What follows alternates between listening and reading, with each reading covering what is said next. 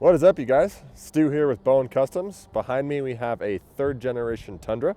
This one is the crew cab short bed model, so it's got a 5.5 foot bed from Toyota, from the factory. We've replaced it with our camper bed. This particular one does still have the two double upper doors. We do a small forward lower box on this one, and then your regular rear lower. This particular gentleman opted for our tailgate, which you can see on the back here.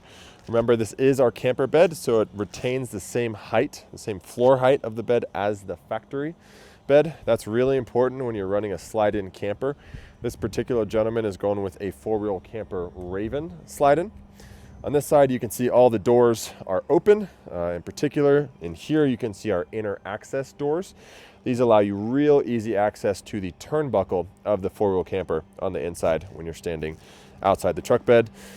Just two hinges on the bottom, sealed and waterproof, flips down, real easy.